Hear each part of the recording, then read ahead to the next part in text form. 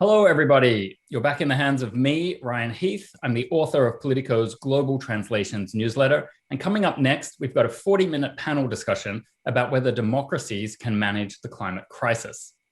We're going to treat the climate crisis as an existential threat to humanity and therefore to democratic governance. After all, there's no democracy on a dead planet. We'll look at the role of science, of evidence-based policymaking, and political techniques in confronting this threat. We'll explore the prospects of grassroots collective action. And let's face it, we're going to have to tackle the big question of how to close the gap between scientific consensus and public division about what to do. With that, I'd like to introduce our three panelists. David Orr, who's the Paul Sears Distinguished Professor of Environmental Studies and Politics at Oberlin College.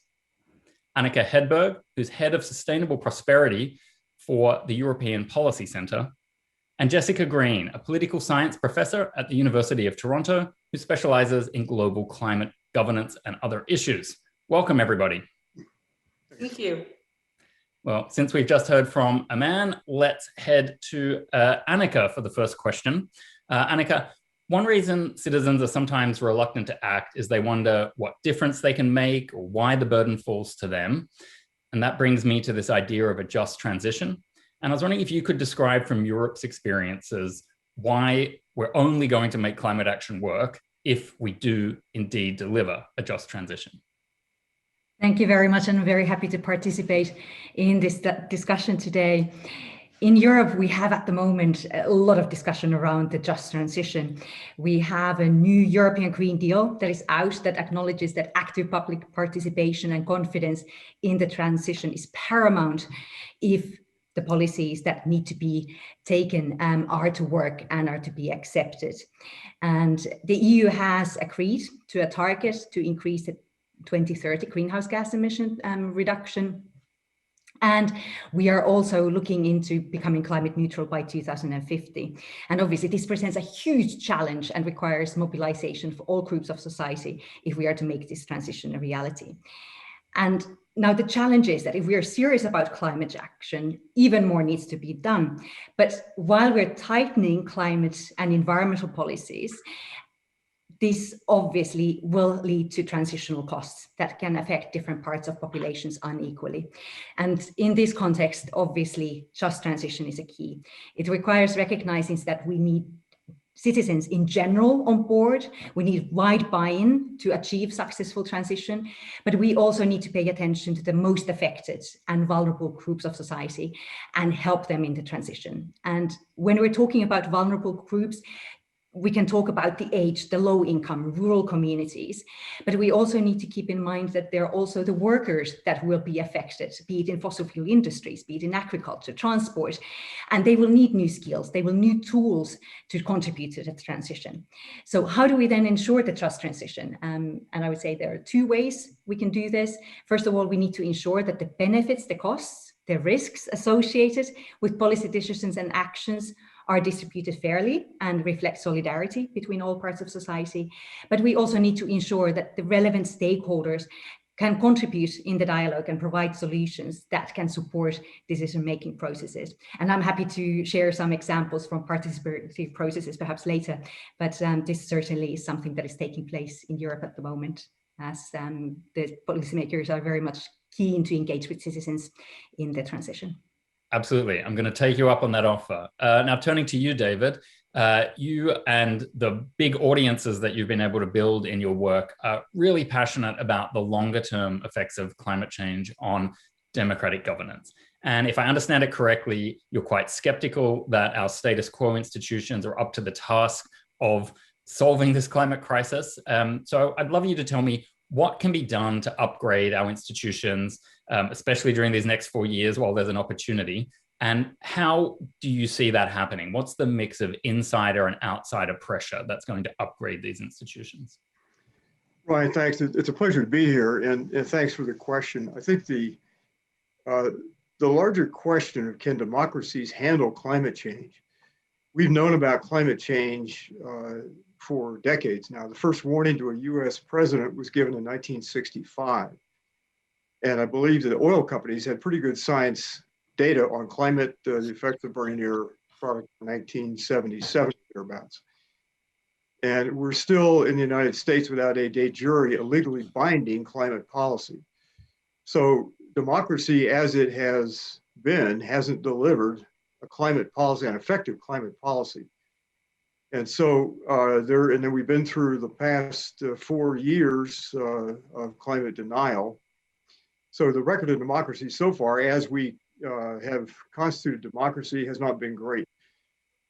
Moving forward, or thinking about how we get past that, I think the argument for democracy comes in two forms. One is the intrinsic argument. It's the only form of government we've ever had that protects human dignity, imperfectly, obviously, but it strives to do that. It gives people a voice in how they're governed and by whom and to what purposes. The other argument for democracy is utilitarian. This issue penetrates to every part of society. So it's quite literally, as the saying goes, all hands on deck time. It means local action is really critically important. What happens in businesses and neighborhoods and small towns and cities across the world. The Urban Climate Action Network that connects cities all around the world is one of the major actors here. In terms of public policy, there's no country that can solve this on its own. And one of the hard things about climate is that the carbon stays in the atmosphere for a long time. And so it will be centuries before we have restabilized the planet, given the heat buildup in the oceans, before the Earth reaches some kind of new climate equilibrium. And that means for governance, we have to think about this over the long term. And to follow Annika's work, justice is going to be critical here. The wealthy countries and the wealthy in the wealthy countries will have to reduce carbon footprints by something around 90%. They have a fair share of their carbon output. And so there's a lot of work to do that's partly governmental and partly economic. And then one other thing I would add to this, the rights of future generations are critical in this. And I don't see a way forward unless we extend rights of due process or by whatever name in whatever country to those generations yet to be born, because we cast a long shadow on their prospects with our current carbon emissions. So this is a time of transformation, and it goes across the board and goes very deeply in every society. But we've got to confront how we do the business. The status quo won't get us to climate stability. Well noted. Jessica, you're the global climate governance expert. I was wondering, the lead-up work that we're about to begin or have begun towards the UN COP26 climate conference that's happening in November, how much is riding on that? And sort of to add a little bit more context,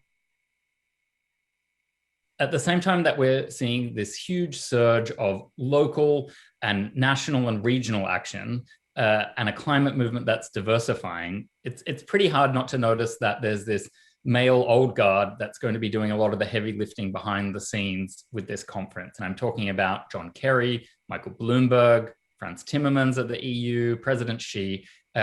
That's not looking as diverse as all the other action that we see out there. Yeah, well, I mean, I think certainly that's true, right? We have a preponderance of old white guys in many halls of power, not just in climate. But I would argue that it's not necessarily heavy lifting, because we know that the Paris Agreement is woefully inadequate to the task. In 2015, countries agreed to limit warming to 1.5 degrees Celsius. We've already locked in a degree of warming, and we're on a pathway to between 3 and 4.5, depending on the models that you look at. So a lot of people are very skeptical, and I think rightly so, about the effectiveness of the Paris Agreement. So I think that, you know, there is an important role for diplomacy, right? That countries have to signal that they care about this.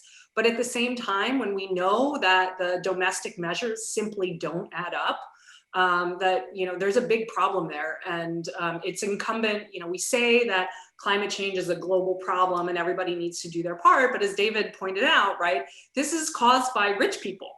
This is caused by profound inequality. And so what we need to think about is how to address this problem of inequality, wealth inequality, both across nations, which has been the focus of the global climate regime, but within nations too. And so I think we need to focus more on things like taxation, redistribution of wealth, reforming of the WTO in ways that can really tackle this inequality problem at its root cause. Absolutely. And that just reminds me about what I see as a really increasing trend towards fightbacks legally, community organizing around air pollution, where it's people who are seeing that there are other ways to make climate points rather than just the target-based ones, or ones about who has the right to develop what. Like, pollution is literally killing your community. But a broader question I want to address to all of you now, I guess it seems to me that successful climate action at this point is a whole of society effort, that if we're not all hands on deck, we're going to fall short one way or another. So I'd love your views and specific examples on what are the best ways to combine local organization or things like those national taxes with the expertise and the critical mass that can sometimes come through central targets or big financing from development banks and international institutions. We'll head back to you, Annika. Yeah, maybe I can just start that indeed this is really what we need, is a comprehensive effort by all the stakeholders involved. And while citizens can play a major role in driving change, it's at the same time, if policymakers, if businesses are not on board, what their impact will be limited. So I think that that's extremely important to keep in mind. And also just the transition and the transformation, what we're talking about, the scale of it. This is unheard of, and this will really require the mobilization of everyone.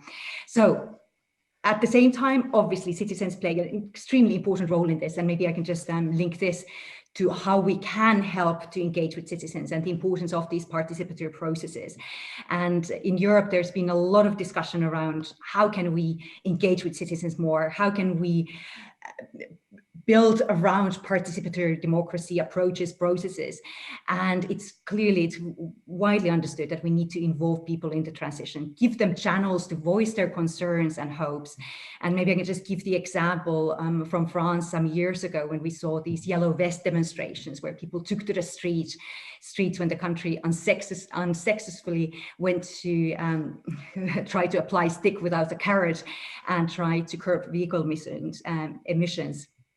And people saw this as extremely costly and saw this as limitations on their right to move. And what we saw was a cry of desperation when people got to the streets. So this has certainly provided a lesson learned, I would say, across Europe, that we need to engage with citizens, and that will be affected by the measures taken. And we've seen a lot of these citizen assemblies being in process at the moment in France as well as in Scotland. And these are bringing citizens together to discuss needed measures and actually find solutions together. And then I mentioned before that we're not only talking about citizens, we also need to engage with the workers that will be most affected. And we have some really good examples in this, for example, in some coal regions in Germany, where coal miners have been brought together with policymakers and NGOs, and together they have discussed the pathways to phasing out coal. So it's really, we need to find these ways to engage with those that are affected, as that can be extremely helpful in getting that buy-in for the measures that are needed. Can I jump in on yeah, this? Jessica, please come in. I think that it's really important here there are 2 points I want to make. One is that it's really important to separate mitigation from adaptation, right? So mitigation is reducing how much we emit, and adaptation is adapting to the effects of climate change. And I think local and subnational efforts are particularly important in the in the adaptation realm, right? Because communities are going to be affected differently for a variety of reasons, from the actual effects of climate change to planning, land use, and so on and so forth. So I think that's really important to encourage and facilitate community input on that level. But from the mitigation end, we know this has to come from federal governments, right?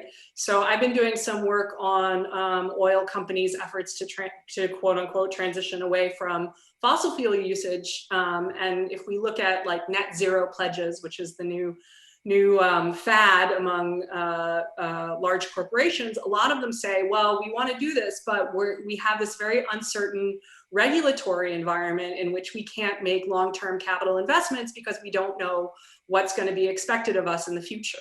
So I think it's really important to sort of parse out where we need community input and where we need government leadership. And we know that we need to deploy huge amounts of resources to mitigate and to decarbonize, and those have to come from federal governments. Mm-hmm. Very clear. David. You know, it seems to me, following Jessica's comments, there are two things here that are good news. One is, I think there's a huge consensus worldwide that we really don't want to go into the worst phase of climate change. And so that public opinion, I think virtually everywhere on almost all these issues is with us. The bridge that connects public opinion on one side to public policies, laws, and regulations on the other has been rendered into a toll bridge.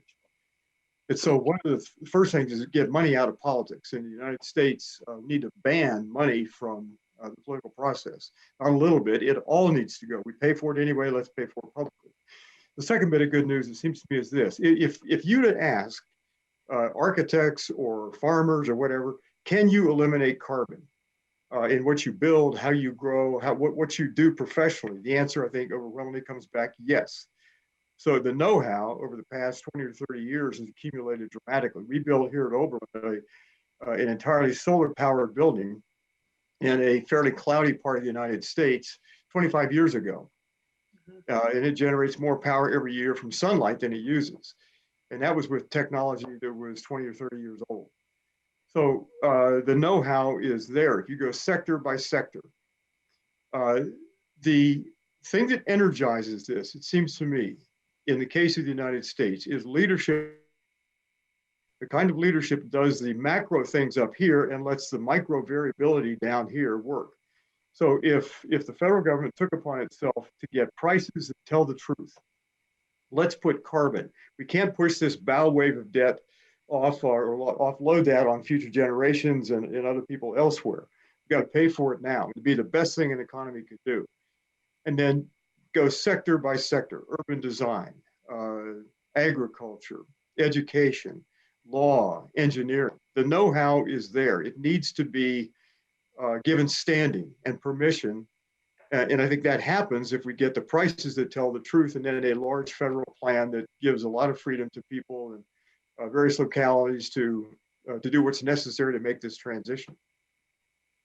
Excellent. Yeah, please, Annika. If I can just add here, because I thought that it was extremely important to talk about the importance of regulation. And I would also like to just highlight the importance of financial incentives. And obviously in Europe, there's a long-standing experience in using regulation to guide behavior and to bring about change. Environmental standards, energy efficiency standards, energy labels. And while there's much more that we could do to make sustainable choices the default choice and help people in the transition, at the same time, regulation has really proven to be a valuable and effective change maker. And this is certainly something we need to continue building on. And just on the financial incentives, what we still are not seeing is disinvestment from harmful practices. And what we should be seeing is investment in wanted practices and using subsidies, maybe taxation, to get us where we need to go and to invest in the future we want. And it's clearly there's so much more that needs to be done to use the tools that we have available to bring about that system-wide change that is required. So while I said that citizens can play an enormous role and can be these powerful enablers for change, at the same time, we really need to look at the wider policy, regulatory, and the financial framework to really help to guide them in this transition. Mm-hmm. David, you look like you want to jump in. Well, just jump in. Just want to say this, and it's a little bit oblique to what Annika was saying, but the Cornwall School was named after Madeleine Albright's father. And Madeleine Albright several years ago wrote a book called Fascism, A Warning. And we've been through a really tough era in American politics, a little bit lesser extent in Europe, but fascism is still here. And it's one of the real roadblocks. It's hard to imagine getting from here to a sane climate future without reckoning with this disease that has broken out again, that corrupts politics, a good bit of denial, false information, and so forth. And Madeleine Albright's book is it is a warning. and a very astute historical warning. So I want to just give a shout out to that. But it seems to me that may be, in hindsight, a speed bump on the way to a sane climate future. But on this side of that speed bump, it's a pretty serious obstacle. And I think we have to reckon with, in American society and European society, maybe globally, this fascist revival.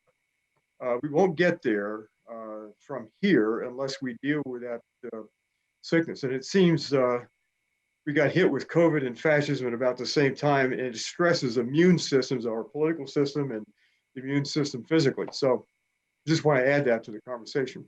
Yeah, it is absolutely a long list of structural and system change issues that we're dealing with, and very hard to unpick any of them and separate them into neat piles.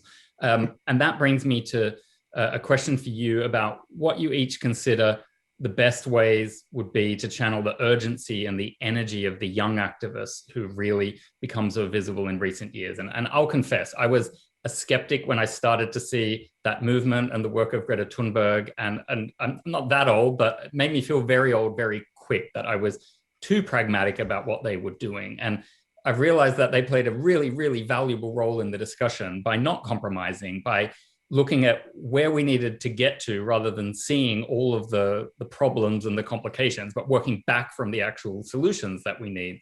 But what we would typically see with these youth movements is that those people would graduate into new roles in the battle.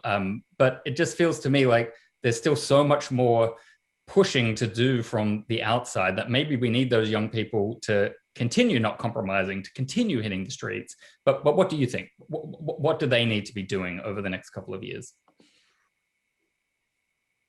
Well, I can take a stab at this. Take a stab, Jessica. I think there's a couple of things to say. One, we have political science research that shows that direct action is contagious. Right, so that when you have people pushing on the outside, sometimes the insiders start changing their tactics as well. So there are avenues through which this kind of pressure can diffuse, besides just the sort of most newsworthy kinds of pictures of people swarming the streets. So I think that it can be useful through that diffuse mechanism. A second thing I would say is that it is important because as climate change goes through the sort of machinations of the policy process, there is a disconnect that we've been pointing out between the policies that we put in place and the urgency of the problem, right?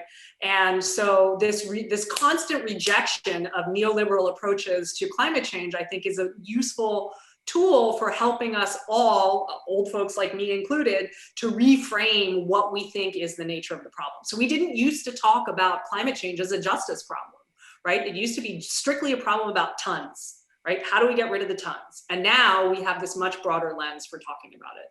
And I think the third thing, and this goes back to, I think, David's point about money in politics, is these people need to run for office, and they are running for office. We see, unfortunately, that party machines are keeping them out of the Democratic Party, and so the Squad had to fight tooth and nail to get into Congress, and we see other progressive candidates have been blackballed.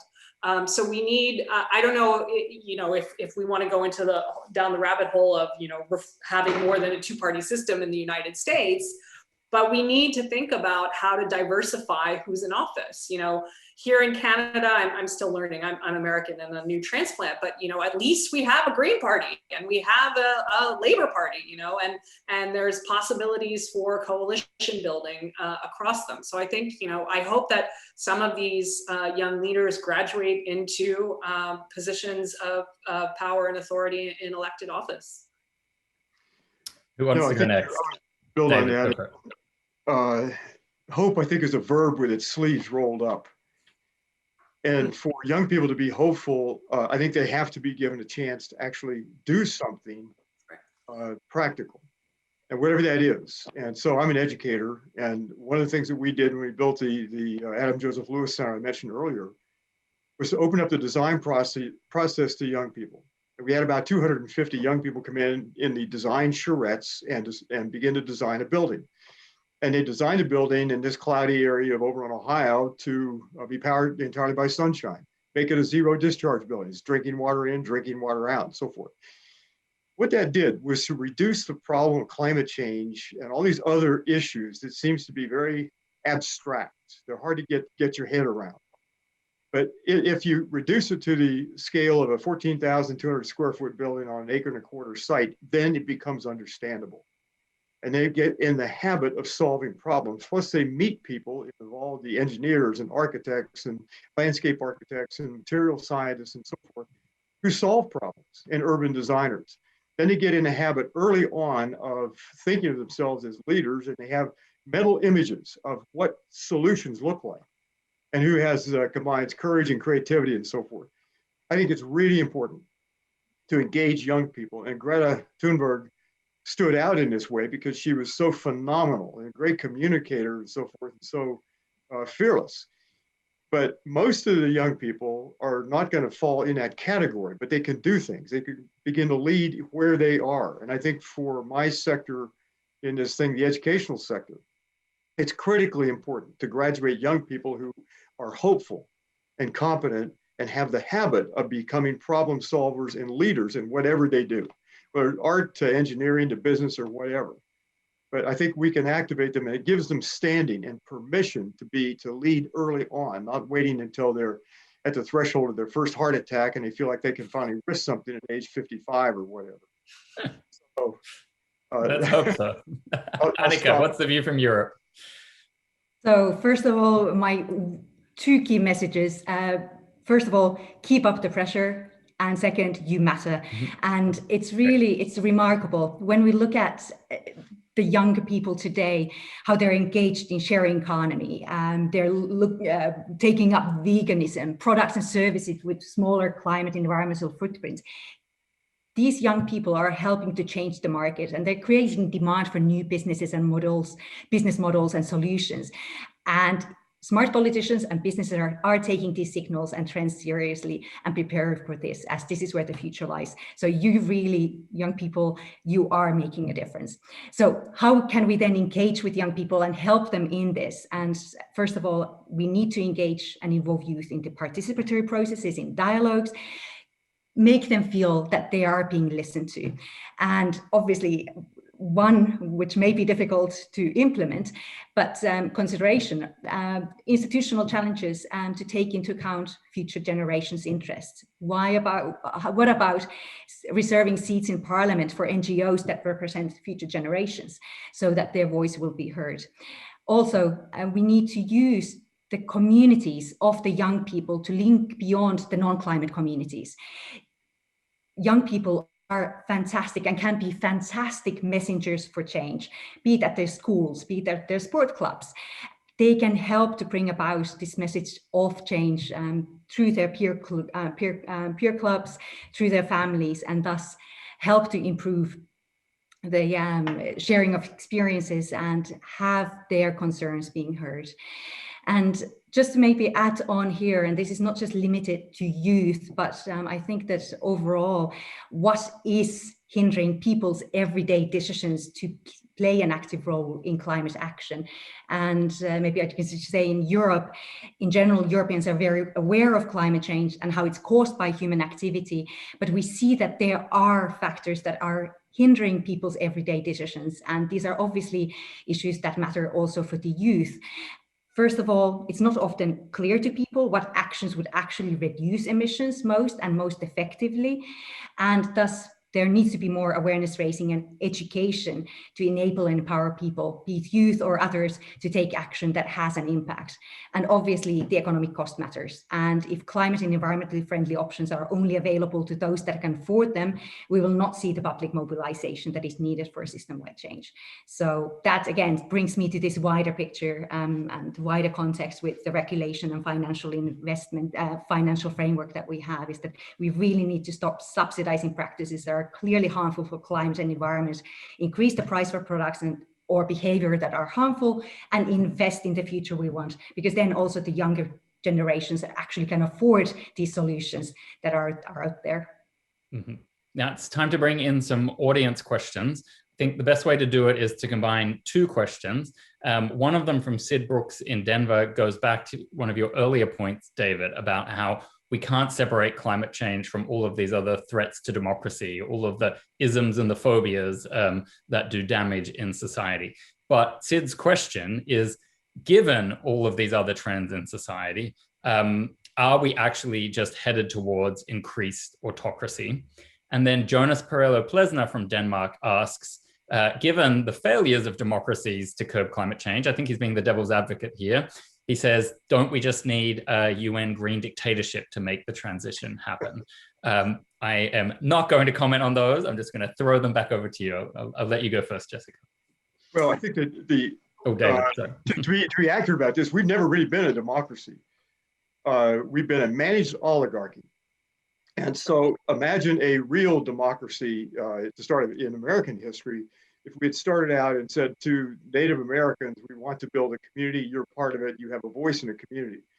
And we had never, whatever African Americans would have come to the country, we would have included them in this political community and so forth. But we've never been a democracy. And in the US case, our Constitution doesn't really permit us to be a democracy. I'll go no farther than the Electoral College that takes from the public the right to elect its presidents directly, or the makeup of the Senate.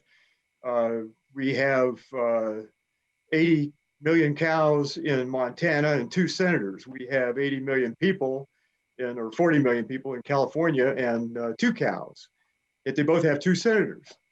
And so we've never been a democracy. I think there's a good case to be made out. We can't get to climate change, a stable climate on the planet without first becoming a democracy.